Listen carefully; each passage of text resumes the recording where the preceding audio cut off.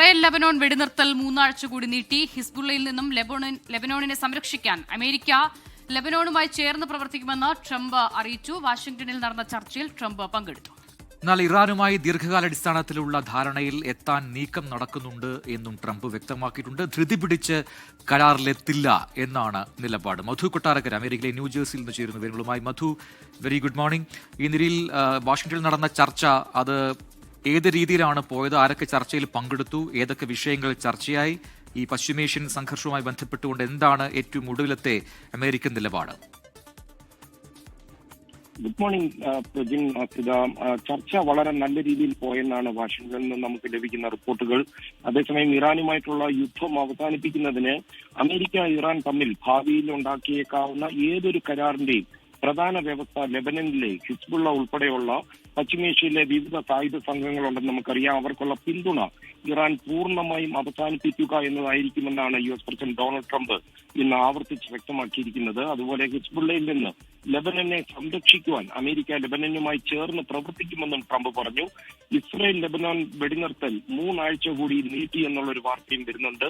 ഈ വാഷിംഗ്ടണിലെ ഓവൽ ഓഫീസിൽ, വൈറ്റ് ഹൌസിലെ ഓവൽ ഓഫീസിലായിരുന്നു ഈ ചർച്ചകൾ നടന്നത്. ഇസ്രായേൽ പ്രധാനമന്ത്രി ബെഞ്ചമിൻ നെതന്യാഹുവിനെയും അതുപോലെ ലെബനോൺ പ്രസിഡന്റ് ജോസഫ് ഔനെയും ചർച്ചാമേശയിൽ എത്തിക്കാനാകുമെന്നുള്ള ഒരു ശുഭപ്രതീക്ഷയും ഡൊണാൾഡ് ട്രംപ് വെച്ച് പുലർത്തിയിട്ടുണ്ട്.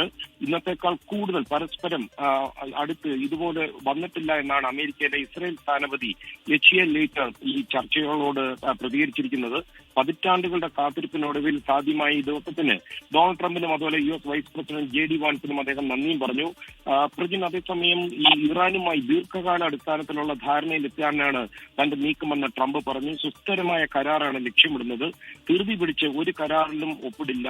ഇറാൻ യുദ്ധത്തിൽ ആണവായുധം ഉപയോഗിക്കുമോ എന്നുള്ളൊരു സംശയമുണ്ടായിരുന്നു. ഉപയോഗിക്കില്ലെന്ന് ട്രംപ് ഇന്ന് തീർത്ത് പറഞ്ഞിരിക്കുകയാണ്. അതുപോലെ അമേരിക്കയുടെയും സഖ്യകക്ഷികളുടെയും ഒക്കെ താല്പര്യം സംരക്ഷിക്കുന്ന കരാറാകും ഇറാനുമായിട്ട് ഒപ്പിടുക എന്നും ട്രംപ് പറഞ്ഞു.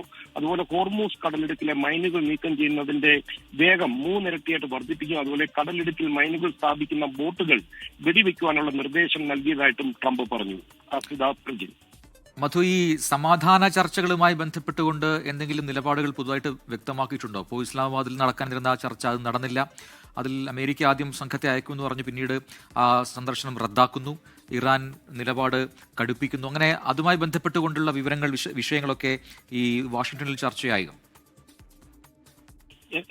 പ്രജിൻ, അത് സംബന്ധിച്ചുള്ള ഒരു പ്രത്യേകിച്ചുള്ള റിപ്പോർട്ടുകളൊന്നും വന്നിട്ടില്ലെങ്കിലും എല്ലാം ഈ ഹോർമൂസ് കടലിടുക്കിൽ ഉടക്കി നിൽക്കുകയാണ്. ഹോർമൂസ് കടലിടുക്കിൽ ഇറാൻ കപ്പലുകൾ അമേരിക്ക ഒരു വശത്ത് തടയുമ്പോൾ ഇറാന്റെ നിലപാടും കടുപ്പിക്കുകയാണ്. ഇതിലൊരു അയവ് വരാതെ ഒരു ചർച്ചയ്ക്കുമില്ലെന്ന് ഇറാന്റെ തീവ്ര നിലപാടുള്ള വിഭാഗം അവര് പ്രഖ്യാപിച്ചു കഴിഞ്ഞു. അതുകൊണ്ട് തന്നെ അവിടെ എന്തെങ്കിലും ഒരു അയവ് വരികയാണെന്നുണ്ടെങ്കിൽ മാത്രമേ തുടർ ചർച്ചയ്ക്കുള്ള ഒരു സാധ്യതയുള്ളൂ. പക്ഷെ തുടർ ചർച്ചയ്ക്ക് ഈ വെടിനിർത്തൽ നീട്ടിയതോടുകൂടി ഡൊണാൾഡ് ട്രംപ് കൃത്യമായിട്ടുള്ള ഒരു പ്ലാനോടുകൂടി ഇറാൻ വരട്ടെ. അത് മാത്രമല്ല, അദ്ദേഹം ഇന്ന് പറഞ്ഞിരിക്കുന്നത് ഇറാന് സ്വന്തമായിട്ട് ഒരു നേതാവില്ലാത്ത ഒരു അവസ്ഥയിലൂടെയാണ് പോകുന്നത്. അതുകൊണ്ട് സമയം കൂടുതൽ അനുവദിച്ചു കൊടുത്തിരിക്കുന്നു എന്നാണ് ട്രംപിന്റെ നിലപാട്. പ്രജിൻ. മധു കൊട്ടാരക്കരയാണ് വിവരങ്ങൾ നൽകിയത്.